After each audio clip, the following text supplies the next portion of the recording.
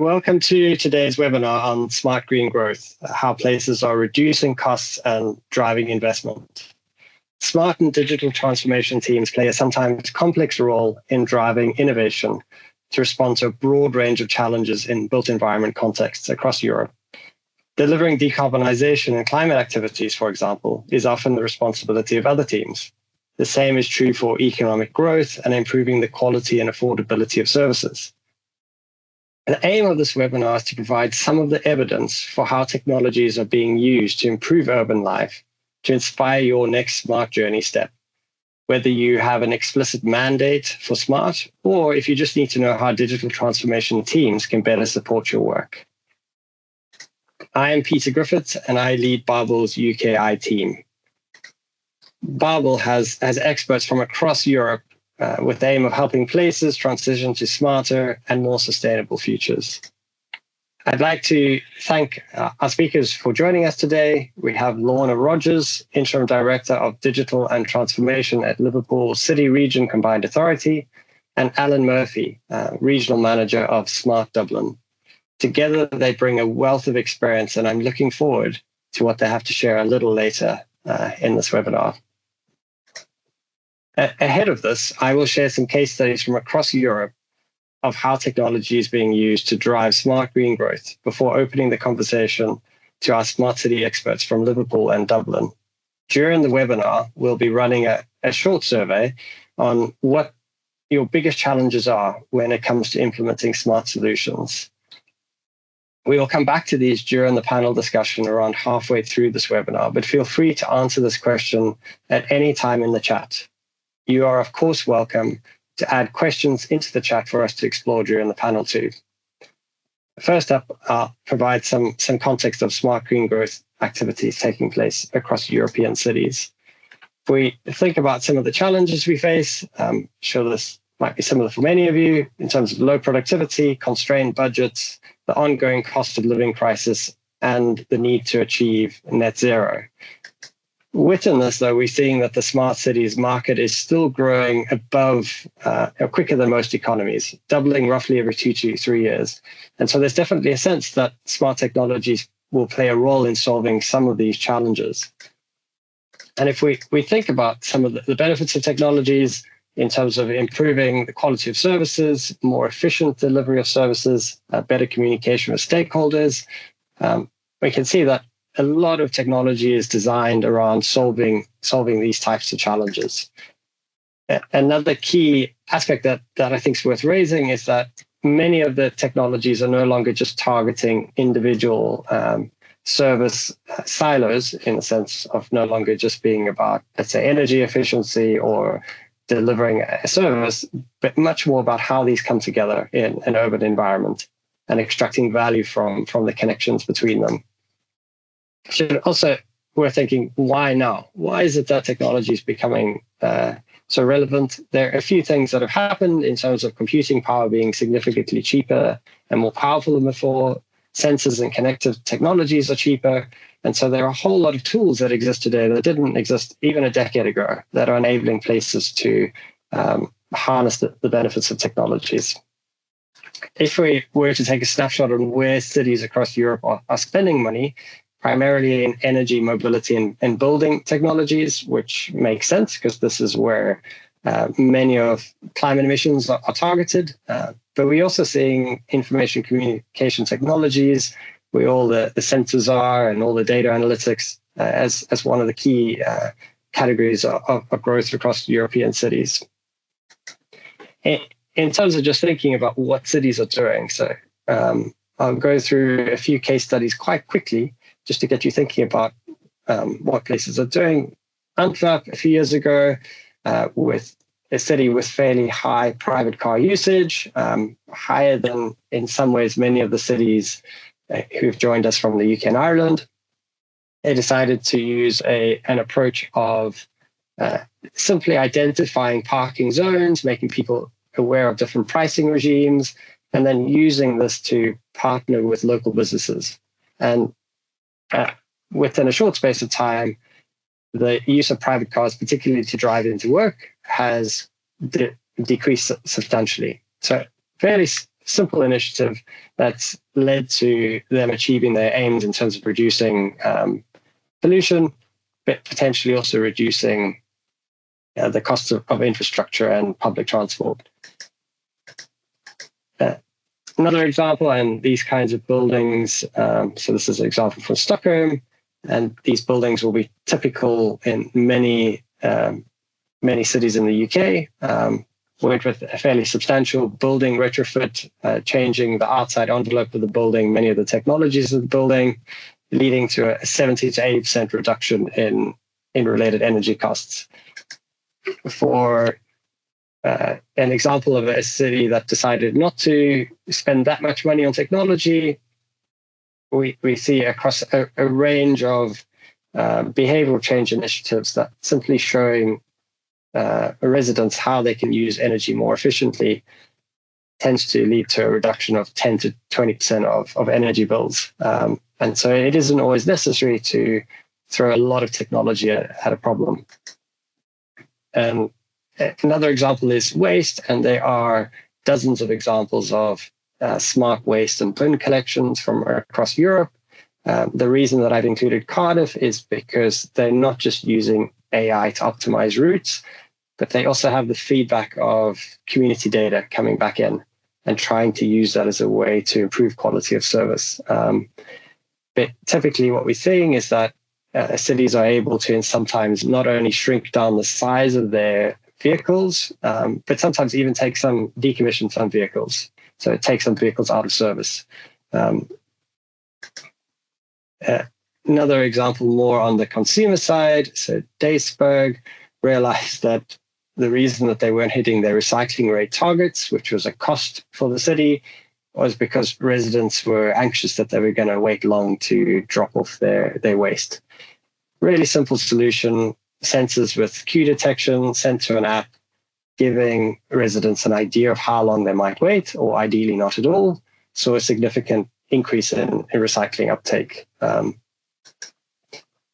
Sometimes the simplest solutions are the most memorable. So another really simple solution, Wrexham found that they were overwatering their plants. And so 60 moisture sensors with a simple dashboard led to a broad range of savings across the city. I think the unofficial estimate is that the maintenance person maybe has to work 25% less than before, which actually, if you then scale that across your entire city, there's a lot of spare capacity that could go elsewhere, potentially.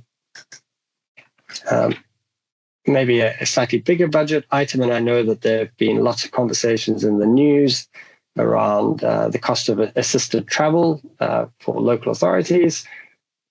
What Barcelona did was a very simple pilot to see if relatives or volunteers could assist people on their journey and monitor, just to enable people who would otherwise be unable to access public transport.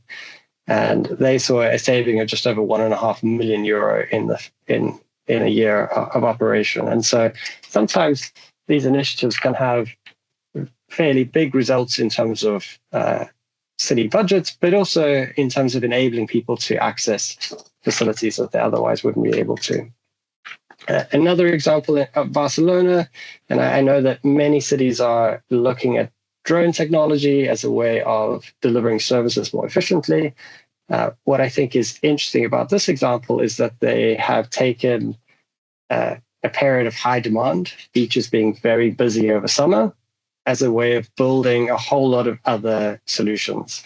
So not just monitoring beaches, but potentially monitoring public spaces more generally, improving urban management, thinking about things like spill detection or storm damage, and in a sense, thinking about how a problem that exists just for one period of time within the city's context could be used to build a whole lot of other solutions.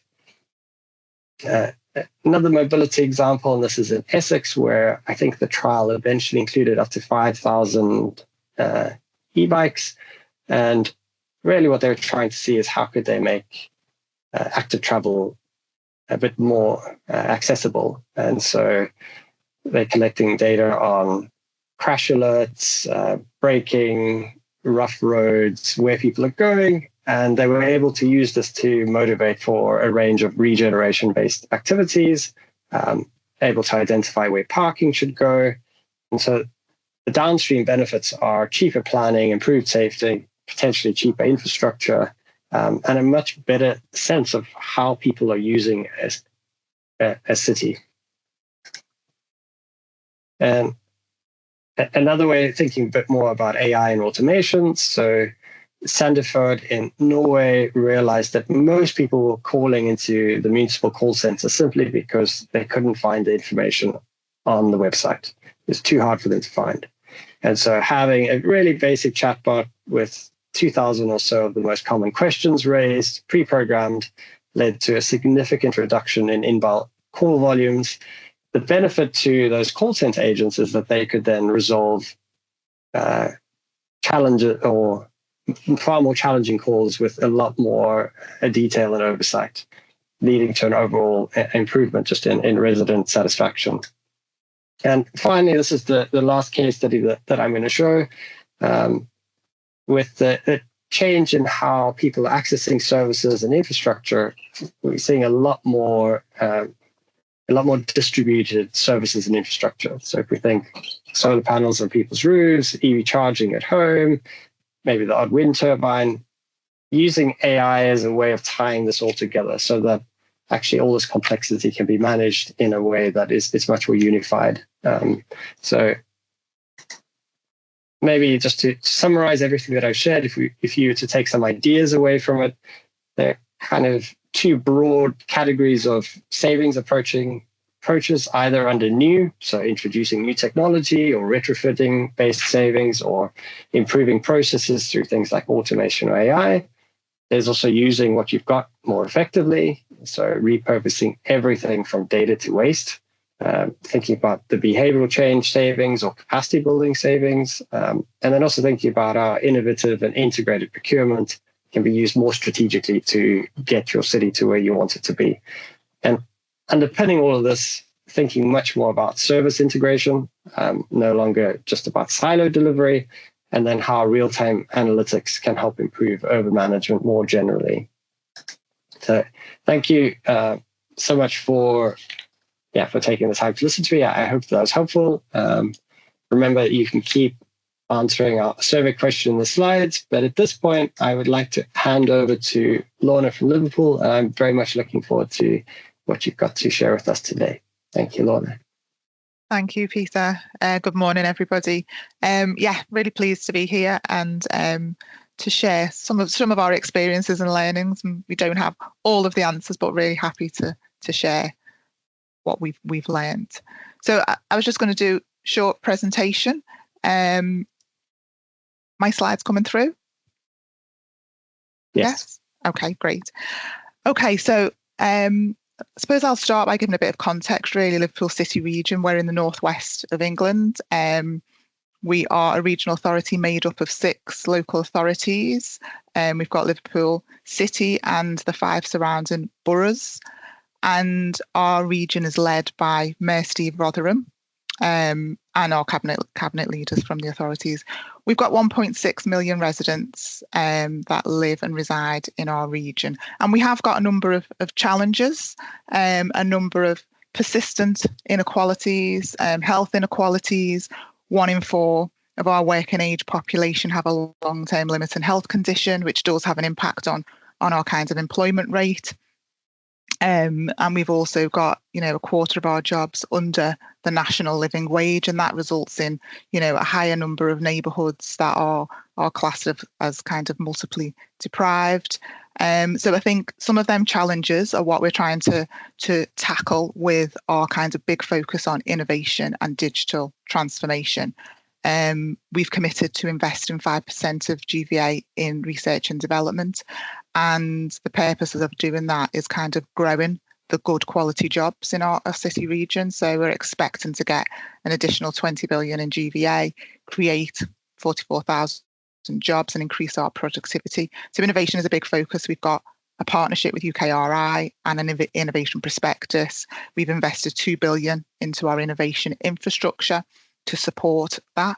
And we're really trying to focus on our strengths. suppose digital transformation kind of cuts across all of our sectors and all of our areas of work, which can be a good thing, but can also be a challenge, because it's that kind of bandwidth to be everywhere. I think we've got some ambitious targets around net zero as well, in terms of wanting to be net zero as a region by 2040. So it's how we balance that. And we're also taking part in a national pilot called the Office for Public Service Innovation, which is really looking at how we can use emerging technologies to, as a public sector, come together to tackle some of them big challenges. And there's a real focus on social care, and how that multi-agency approach and using data better, and how we can join up our services and do more impactful interventions earlier is what we're going to be trying out, and we'll be sharing that across the country.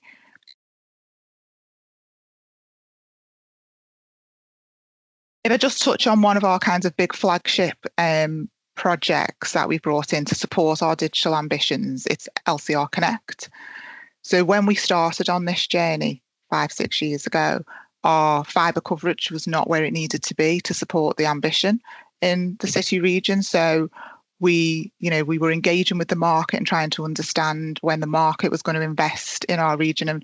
And we made a decision to make an investment ourselves and become a part owner in a backhaul network.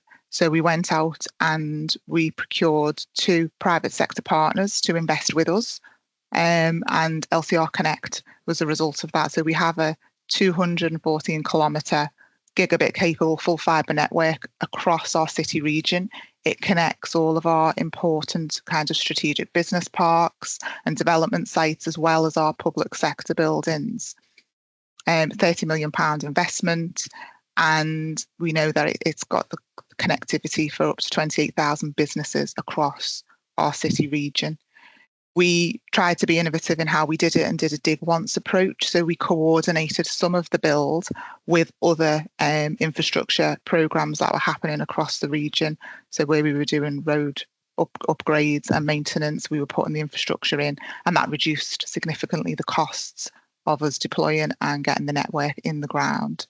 So to date, LCR Connect is, it's created jobs, apprenticeships, work placements, and it's done a lot of social value in terms of engaging with our community voluntary sector and our schools as well.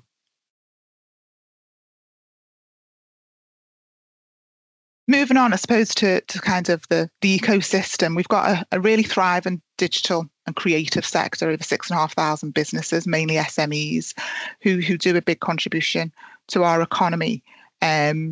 But we know that digital also cuts across our other sectors, and I think it really is a key driver in our advanced manufacturing and our health and life sciences. So it's really helping unlock some of that innovation in other sectors as well.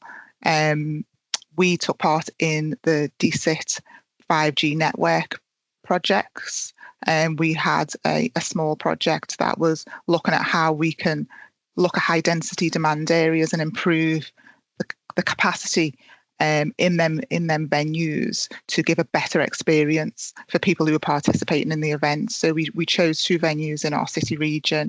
We had concerts, and it was a much better experience, when nothing worse than going to an event and then you can't connect to your mobile device to stream and share content that you're creating.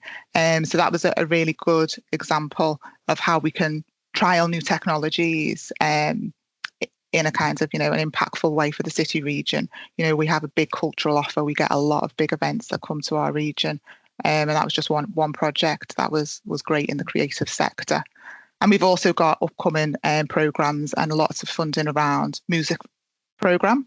And that's another big enabler for the city region, which has taken advantage of some of the digital technology and some of the trials that we've tested.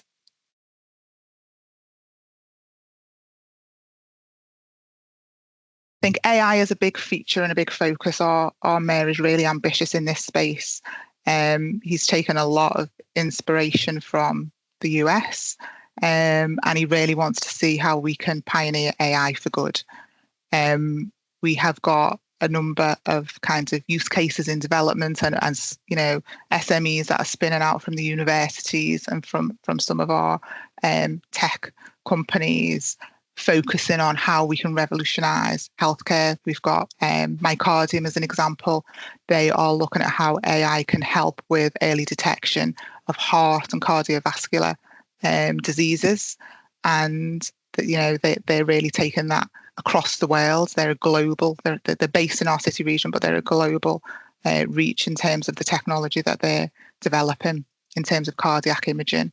And I think us providing that ecosystem of support. We've got the universities, we've got the Hartree National Digital Centre for Innovation, which is really working with our SMEs to help them expand and develop their solutions.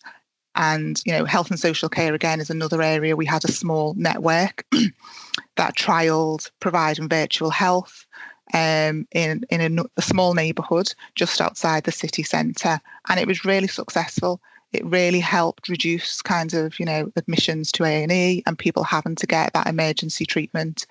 And I think it's just how we can scale that type of provision and offer that kind of service on a bigger footprint, and that kind of commercial case, and how we can make that work on a bigger footprint is something that we're exploring in our city region.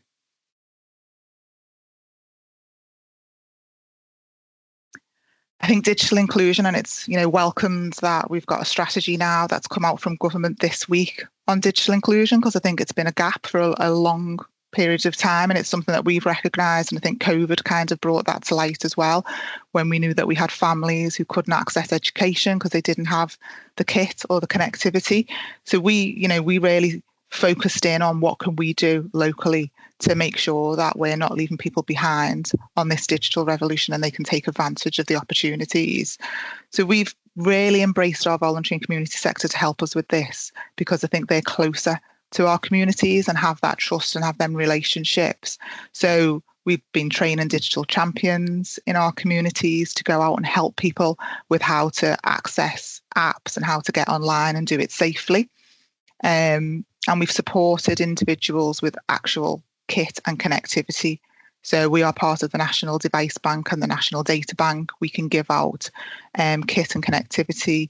We've partnered with the private sector, Lloyds Banking Group, and some philanthropic partners wanted to give out devices. So we provided that facility through our community voluntary sector. We've given out about 5,000 devices to all different target groups, young and old. And I think the support has been really welcomed, and it's really opened up new opportunities for people. Some of it's around job search, some of it's around education, but some of it was just around keeping in touch with their family and friends. It's been really great to see the impact of that initiative.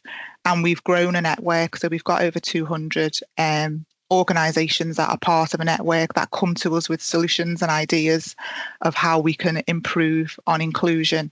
And it's an ever-growing area of kind of opportunity for us to explore. And I think if the public sector wants to transform and be more digital, it needs to make sure that the support is going in place to make sure that all residents can access them services safely and are not kind of fearful of how they're going to be able to get in touch and get the support that they need.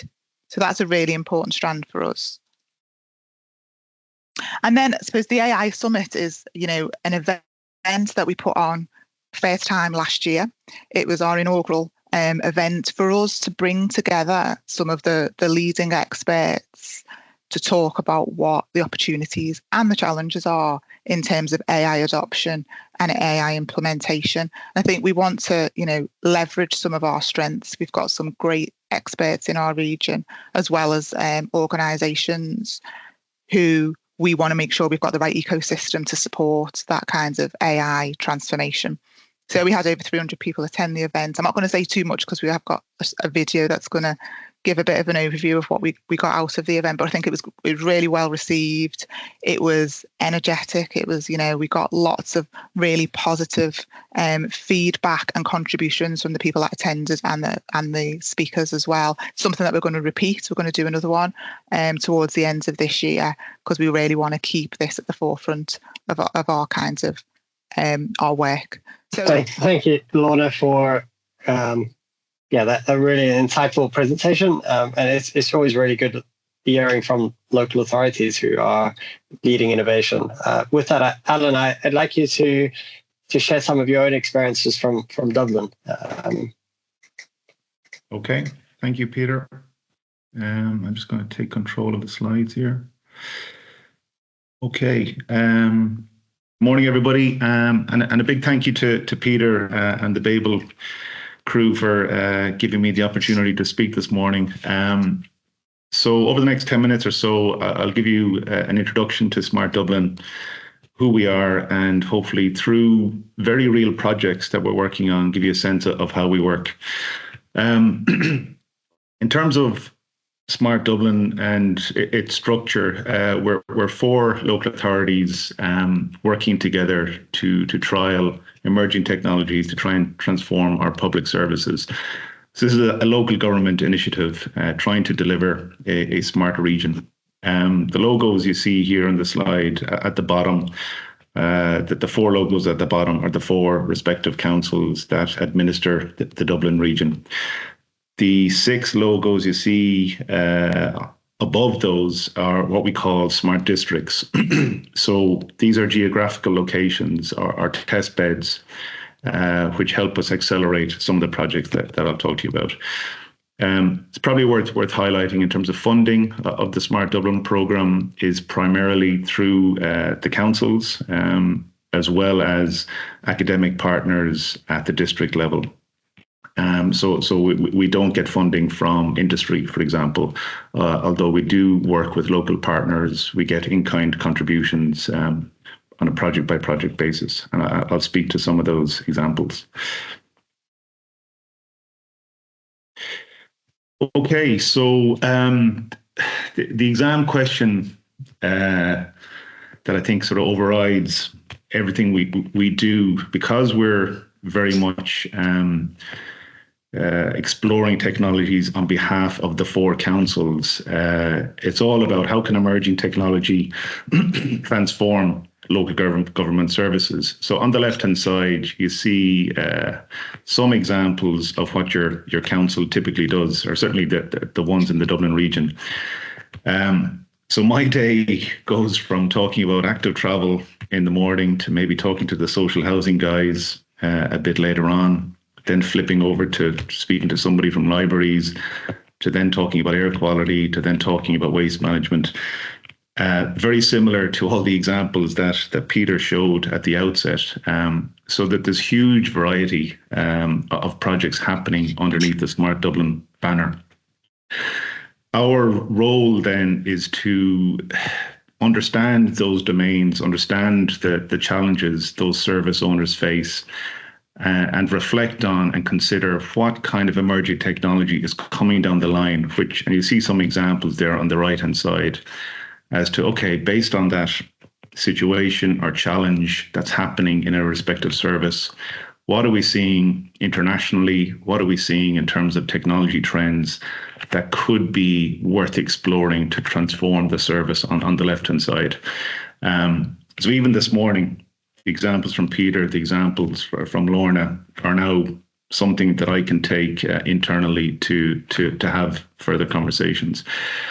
And I think it's worth reflecting, Smart Dublin was set up 2016, 2017, thereabouts.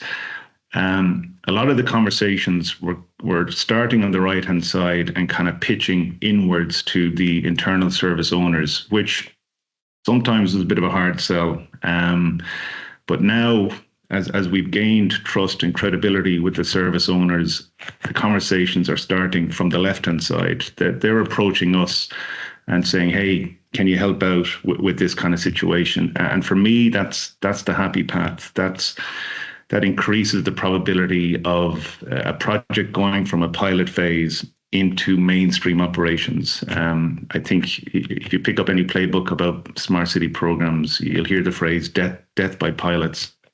And I think as a program, we've gone beyond that now. We're doing a lot of work that is truly transitioning into business as usual operations. So what I'll do over the next few slides is the technologies highlighted in orange there, that there's 5 of them. I'll speak to a specific project where that technology was applied for the use case and how it added value. Okay, so to start with drones, and this was mentioned earlier on, drones offers amazing opportunities for any council, not just the Dublin councils, to really look at how can this technology deliver the service in a more efficient way. So huge cost savings are presented through the use of drones. Health and safety issues are avoided by using drones in certain situations. The images you see here give you some taste as to the use cases we're using here in Dublin. Top left is the fire brigade in terms of incident response. Top right, biodiversity management. Bottom left, survey and mapping, so think of planning processes and so on. And bottom right, illegal dumping, to trying to understand where the hotspots for that activity taking place. Where the whole drones conversation started some time back, probably during COVID actually, we're very mindful that the public's perception of drones varies. Some people are okay with them, other people think they're an invasion of privacy, etc. So we posed the question that you see there at the top right-hand side. How do you feel about the following applications of drone technologies to help deliver public services? So we're stressing that we wanted to hear their thoughts on the use of drones for public services. So tech for good, a bit like the AI for good comment from the Liverpool video. We got some 900 odd respondents, hugely positive in terms of for the fire brigade, emergency services, planning, environmental management, the use cases I just mentioned. We don't do policing. It's not a council service, but interestingly, policing was a bit lower than the other council services I mentioned. So that gave us a kind of a taste as to what's the public perception around drones, and what that led to in terms of real deliverables that we looked at for not only for the Dublin Council but for any local authority, certainly in Europe. We wanted to encourage our service owners to use drones and to have an audit trail, to have all the processes, all the internal checklist, if you like, covered. And so we came up with these handbooks and guidelines around data protection, what you need to do from a DPIA perspective, a data protection impact assessment perspective, according to the use case that you're using the drones. So that really gave the service owners the confidence to then use drones in a meaningful way. And that's now gone mainstream. There's a whole list of use cases where the councils are using drones for the kinds of services I mentioned. Okay, I'm going to move on now from drones to IoT, which was another emerging technology that was listed on that introductory slide. So Internet of Things. So the use of sensors to gather new information from the public realm on whatever use case it might be. What you're seeing here is a use case around monitoring bathing water quality. So around the Dublin region, there's a lot of swimming locations, and the water quality is monitored in a very manual way. Somebody goes in and takes a sample of the water. They go back to the lab. It takes the guts of 2 to 3 days to present that test, and if there's some bacteria in the water in that interim period, people have been swimming. So it's a delayed process in terms of presenting that information to the public. So we're still grappling with this. We tried it once. The technology just wasn't there. It wasn't robust enough to do real-time monitoring as to bathing water quality. But what I want to highlight here is that we went about this through something called challenge-based procurement. It was a program called Small Business Innovation Research. I think there's a similar process in the UK, where we publicly stated the problem as you see advertised here, and we were requesting all kinds of innovative ideas from the market as to give us some ideas as to how you might tackle this problem. So it falls under the term of kind of open innovation.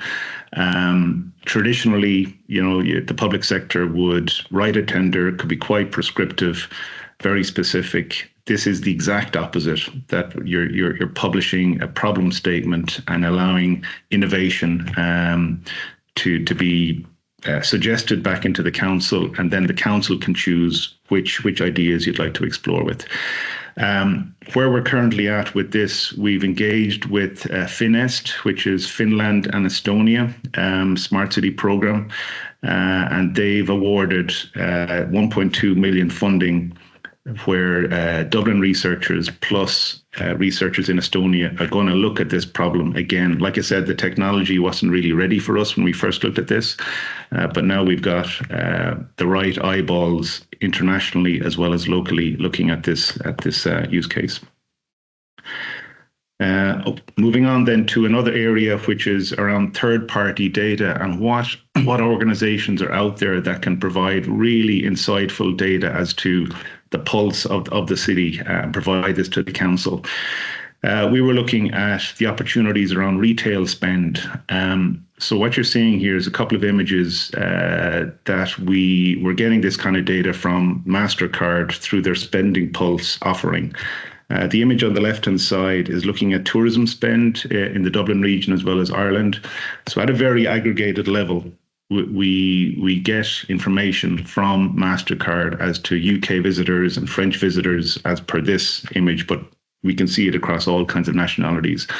So quarter on quarter is the spend up or down, for example. The image in the middle there, you can flip this analytics to look at a particular event. So every year in Dublin, there's an American football match that comes to town. What's the uplift for the Dublin region based on that event? So where we're at with this at the moment is not just for Dublin, but for all 31 local authorities in Ireland. We're just completing a tender process to get this kind of information for all the councils across the country. Other use cases kind of spring to mind, and we'll see if this is doable or not. But think of before and after interventions. If the council wants to pedestrianise a street, or you want to put in new cycling infrastructure, what's the before baseline in terms of economic spend at that high street level versus after the intervention? This is what the retail spend looks like. So really interesting space to see what we can do with this new data. And then moving on to an area around citizen engagement. Okay, so that was a project where we had a very specific need from the service owner in the homelessness area. They really wanted an app that would allow citizens drop a pin, as you saw there in the video, to then alert the outreach team that are walking around the city centre to try and engage with the client, to try and get them into a hostel. Since its launch, we've had something like over 4,500 alerts from the public, so it's been a huge success. This is a great example of us working with industry and where Microsoft provided some in-kind contributions to help us design the app. Obviously, privacy by design is a hugely sensitive area, was to the fore in terms of how we built it. Worth highlighting that we built this in an open source way so that the code, the app is there for any other city to use. You would have seen an image of Dublin there, which was on the skin of the app, but that could be replaced by Liverpool image or wherever. So if there's any cities on this call that are interested in that particular app, then happy to have a conversation afterwards. One of my favorite projects over the years, by the way. Last technology maybe to highlight is AI. Lorna spoke about it. I think any presentation from any smart city program has to talk about AI. It's the hot topic. In terms of where we're at, and it's a journey. It's early days. I see it as kind of a three-step journey. Number 1 and 2 have already happened here. So number 1 was all about trying to demystify the term AI and all the terminology that's out there. So we've had staff sessions to just try and demystify and allow an open forum for people to ask questions about AI. Then we've launched a Gen AI lab recently with one of our research partners. So we're starting to identify use cases. And then where I think this might go for us is step number 3 there on the right-hand side. I really like what the guys in London are doing, the Lottie guys. They've produced some service-specific use cases or opportunities, if you like, for other local authorities to look at. And you'll find this resource on their website. So they zoomed in on social housing services. And I think in Dublin, we might do the same. We'll zoom in and do thematic workshops on this topic.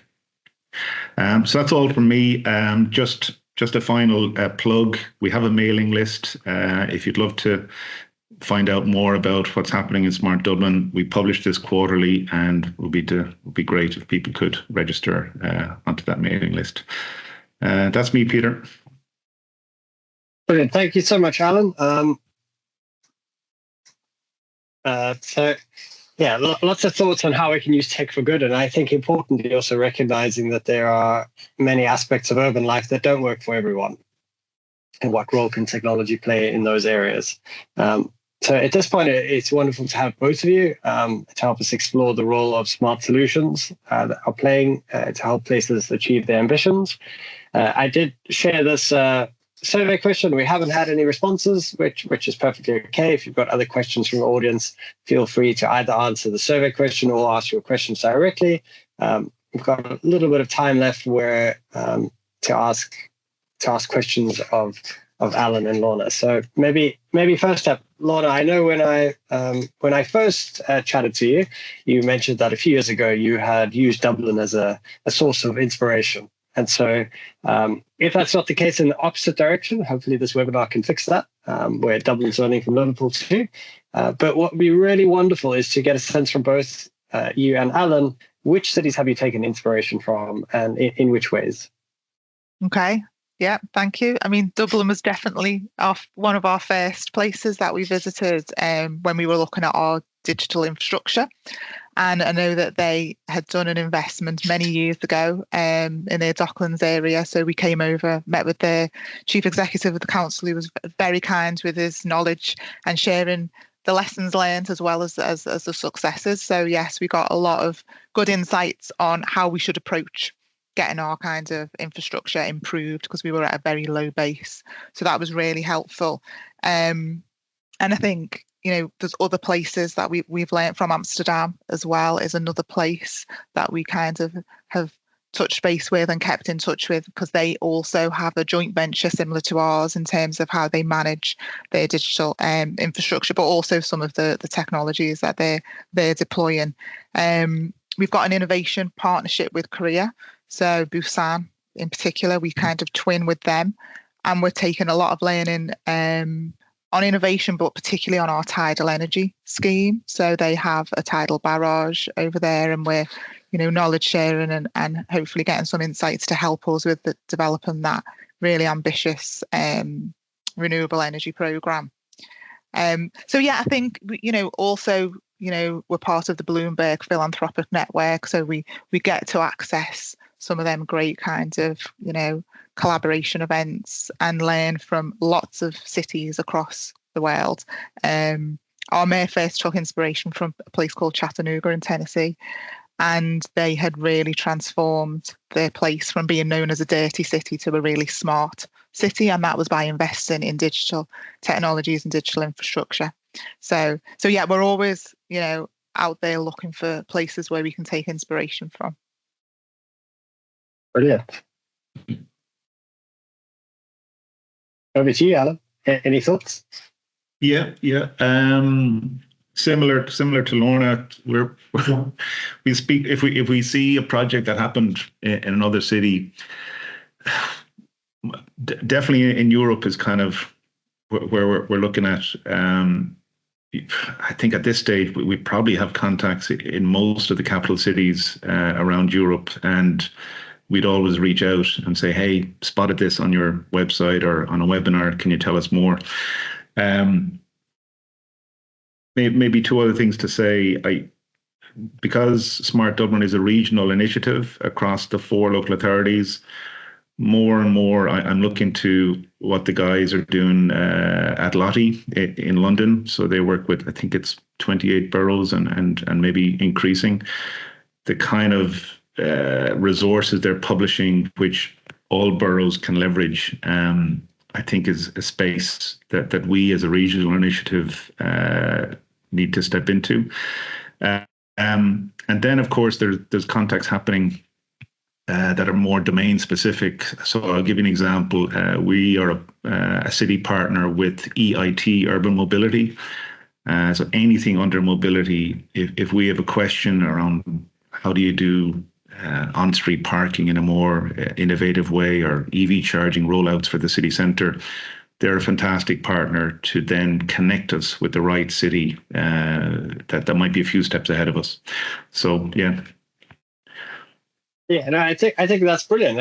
And in many ways, leveraging a range of peer-to-peer relationships, networks, and market or other experts. I mean, I think those are all really good things that cities could do to expand their knowledge of a particular topic. I think Lorna also just picking up that cities can reinvent themselves as part of their investment in technology. It's not necessarily just for technology's sake. Actually, it can tie to a much broader vision. I think linking to that idea, just very briefly, what steps do you think, or what are some of the challenges that you faced, in a sense, the digitalization or the transformation of your cities? I think for me, one of the big challenges is trying to be present across all the different sectors. It can be overwhelming. There's so much that you could tackle, and I think for us, we could be inundated with sales pitches and demos. And I think we, coming back to what Alan said, it's what are the problems that we're trying to solve.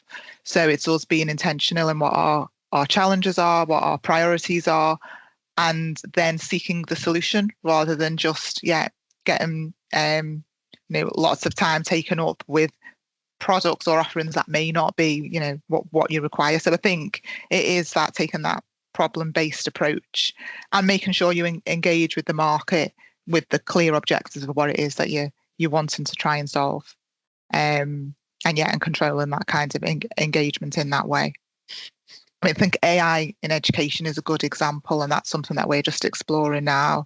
There's lots of ed tech solutions out there, and we've got 600 schools in our city region, but they're all different shapes and sizes with different problems and different challenges. So it's us making sure that we support them in the right way to get the right solutions. So as I say, we're just dipping our toe into that one at the moment. But I think it can be really transformational for schools and for education. But we need to help our schools navigate the marketplace. Brilliant. I think, Peter, in terms of the number one challenge, I think my colleagues would share this, but this is certainly my personal opinion, is getting internal buy-in from the service owners within the councils. We've had to build credibility and trust over the years by delivering real impact and delivering projects. We've done that. And, for example, in the homelessness area, we have a good relationship now with that service, and we've done another project with them, and they approached us. And like I said, that's the happy path for me, is when there's repeat business, if you like. Not that we're not charging any of our internal service owners for our time. We're all in this together, but that's an example of success, is when we've got that trust and there's more demand coming from the services. I think that's a brilliant point. There's that internal change management relationship building that needs to happen. What I'd like to do is link that to some of the external relationship work too. So we've got a question from the audience about how you achieve a good data sharing between, let's say, private sector and public sector, to benefit the city. I know that Alan, you also spoke about having citizen data feeding into your app, using citizen data from the form of MasterCard data to try and get a sense of how the local economy is performing. It'd be good to get a sense on how you how you get the relationship right, but then also how valuable those relationships can be for the decisions you're supporting other teams with. Yeah. I mean, on the topic of third-party data, and that's just a term I sort of came up with. We pay MasterCard for that data. It's a paid service. But then there's other data that it's open data, or it's free. So Google we've worked with Google on getting more hyperlocal mobility data to help us understand the modal split across the Dublin region. And they do that for a lot of regions and cities around the world as well. So it's in that example, it's their data. They've presented it in a public way, and we're picking it up and just doing our own analysis then as to, well, in that particular example, what's the impact of the active travel investment we're doing in the Dublin region. So the Google trips and the modal split really helps us understand that. So there's a story behind every engagement with every industry partner as to what data they can provide, and is there a commercial cost, etc. Yeah, I think it's good just recognizing that third-party data has many sources and many different working relationships. Lorna, do you have any thoughts on this? Yeah, I mean, data is really powerful, isn't it? And it's, making sure it's used securely and safely. I think we similarly, in terms of our transport planning and the investments and decisions we need to make, have used a number of different data sets, and our university have helped us kind of analyse and aggregate that in the best way to give us a good kind of insight into where we should be focusing our efforts around, how we can improve our transport system. I think we're also exploring health data. So we've got a civic data cooperative. The team in our university who lead on that, they were instrumental in helping support the government in terms of coming out of COVID and all of the testing data. But, there's some really exciting work that's going on there around how they can anonymise health data to use it to improve for research purposes, for personalised care. So there's lots of, good work going on there in terms of how we can help reduce them health inequalities by using our health data better. Yeah, and actually, if I recall correctly, BABLE supported on some of the development of that health strategy and the civic data work. So it's in a sense, it's good many years later that the loop coming back. There are so many more questions that I would love to ask you. Maybe as a final question, just before we end this webinar. So I know, Lorna, you mentioned the city putting in a fibre network, in a sense, the city stepping in and providing that public infrastructure. Alan, you mentioned developing an open source app, which then other cities could use. It'd be good to get your sense of, as cities, harness technology, what are the things that you think cities should be investing in if they can when it comes to, kind of public digital infrastructure? Okay. Lorna, do you want to go first? Big question. I mean, I think we started with the kind of the hard infrastructure. We know, the fibre was the start of it. We're now looking at our mobile networks and data centres. So I think you have to have the foundations in place. But then I suppose it's making sure that you're investing in helping with upskilling SMEs particularly, because I think our SMEs say to us, we know there's lots of digital things that could improve our business and how we can scale and grow, but we're not sure how to adopt that, how to take it on. So I think making sure that the skills piece and the investment in SMEs in terms of their digital journey is very important for us to make sure that people are making use of the ecosystem that we're trying to build.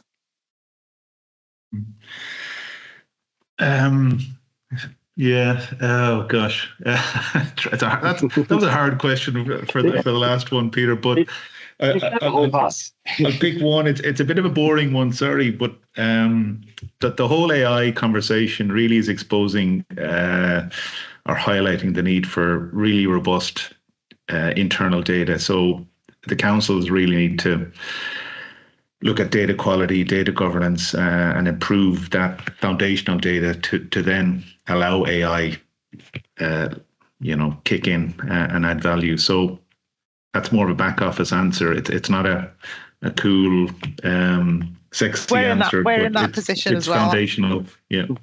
Yeah. Sorry, is that Lorna? Yeah. Sorry, I was just going to say we're in that same position as well in terms of data, quality of data, governance of data. AI is only going to be as good as the data that we're using, isn't it? So yeah. Yeah. And exactly. I think you raise a really interesting point as to whether public data is a piece of infrastructure that needs to be invested in, and a critical piece of infrastructure potentially. So at this point, I'd just like to thank Lorna, Alan, for sharing so openly. I did give you a difficult question right at the end, and you handled it marvelously.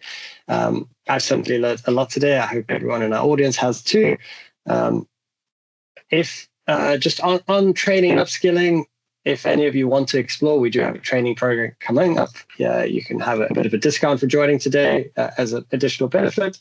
And if you want to, particularly our Irish-based joiners, if you want to know more about Interim funding and how you can use that, that's a webinar that's coming up. UK cities, don't despair. There are ways that the UK can benefit from EU funds. So if that's of interest, please talk to us. It's a bit more complicated, but for a single webinar, but we can definitely support if that's something which you want more information on. So again, thank you so much to everyone for joining. Lorna, Alan, thank you too. Feel free to email me if you've got any questions following this webinar. Otherwise, follow us on LinkedIn for our next webinar. Thank you so much.